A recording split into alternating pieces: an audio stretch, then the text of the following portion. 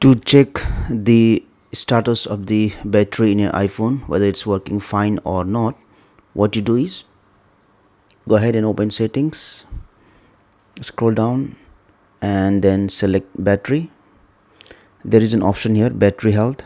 Open it. Now if you see here at the top, there is an option maximum capacity, which is 95%.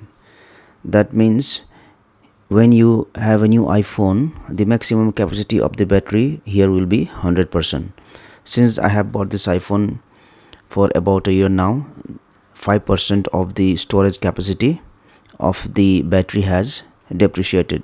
That means the maximum amount of battery which I can charge is only 95% of the total capacity.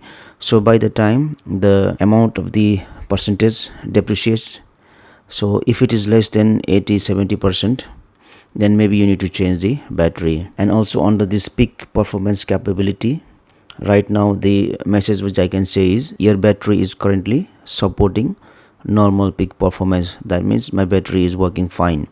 If you have a problem in a battery, if the battery is corrupted, then you will see the message that the battery is corrupted or there's a problem with the battery. So this is how you will check the battery health status in your iPhone.